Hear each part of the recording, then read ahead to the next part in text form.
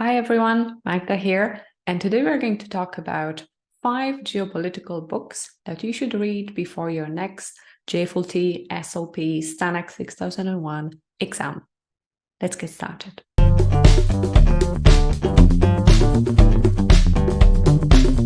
So the first book that I think that you should read is Prisoners of Geography by Tim Marshall. I don't have it here on me today because I have it in my parents' house. That was the first geopolitical book that I have come across to. And it's simple, but it's in a good sense because it's very accessible. So you don't have to be worried about the language, that it's overloaded with information. It's just perfect starting point. So that would be number 1 book. Let me tell you a little bit more about this book, what you can find there. So Tim Marshall looks at mountains, rivers, seas to understand geopolitical realities. And in my opinion, since this book was written in 2015, it's a good starting point of building knowledge of how political decisions are influenced by geography and of international relations. It's an interesting concept of how the location of a country and all of these things that I mentioned, mountains, rivers, climate, determines its success or failure on a global scene. So in this book, as far as I remember, he discusses Russia, China, US, Europe, Sahara Desert, Middle East, Japan, Korea, Latin America, and finally the Arctic. Okay, I don't remember it. I read it. Right. So definitely a must read and a great starting point. 6 years later, Tim Marshall wrote this book. As you can notice, I have it in Polish because, again, I bought it when I was on holidays in Poland, and is a sort of a follow-up of the previous one because it covers different areas, different parts of the world.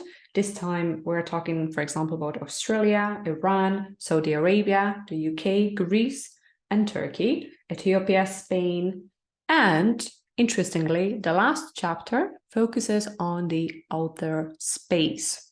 Okay, so it's just an introduction to that. So this book looks at some of the events and conflicts that have emerged in the 21st century with the potential for far-reaching consequences in a multipolar world. It includes the topics of migration, arms race, climate change, so a lot of topics that are also covered at the level 3 and 4 exam. Right? Keep that in mind. And I read that this one is especially recommended to armed services officers, especially those in careers transitioning from tactical to operational or strategic assignments, and they could benefit from gaining valuable insight into strategic locations of importance throughout the world. And in April this year, 2023, Tim Marshall wrote this book. If you read the previous book, The Power of Geography, the last chapter was a sort of a trailer of this book, of what was coming, because this one focuses 100% on the space. So as we can see, it says how power and politics in space will change our world. The name already suggests that it contains a lot of prediction language, abstract language, hypothesis, because it talks about possible future. So it's fantastic for everyone who wants to grasp a little bit of this abstract language and use it naturally in their speaking and writing. Plus, on top of that, if you're interested in space, that's a perfect position for you. This book dives into astropolitics and predicts how society will grow with the geopolitical space race in the near future. Okay. So according to Tim Marshall, because it's still same author, technology has outpaced law, and he discusses this concept also in depth in the book. He also talks about a commercial space race going at the same time as the military space race. And book number 4 is actually, I listened to it as an audiobook, so I don't have it on me today. And it's Principles for Dealing with Changing World Order by Ray Dalio. The author argues that the world is undergoing a major transition, with the US losing its status as the dominant power. He believes that this shift will have far-reaching implications for global geopolitics. He introduces this concept of big empire cycle and shows that the US is now in the decline phase, while China is in the rise phase of the cycle, and talks about three forces that might drive the American empire decline. Okay, so it's quite an interesting position. I would say this one, out of all of the ones that I have mentioned, is the most heavy one, the most difficult one to go through.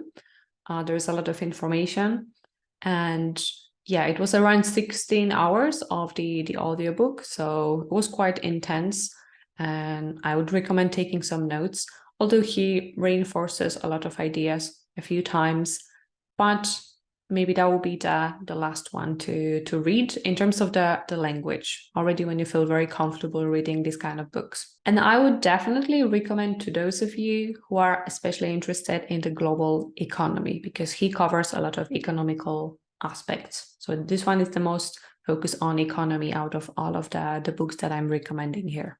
Okay, and the last book that I have for you today is 2030, and how today's biggest trends will collide and reshape the future of everything.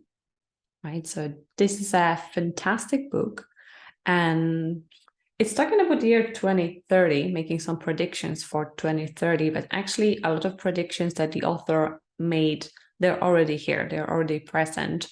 And it talks a lot about the demographical issues as well. So this was recently a popular topic on a lot of exams, technology, and a lot of trends, as he called them. And it's quite interesting to get into the head of the author and to see like how he justifies it. He uses a lot of data to support his hypothesis. Really great read. This one is quite easy to read. It's written in a less analytical language, more like natural human language. So yeah, out of all of the 5, this one is probably the easiest read. And again, it contains a lot of predictions and abstract language, which is something that you might be really interested in at the level 3 and 4.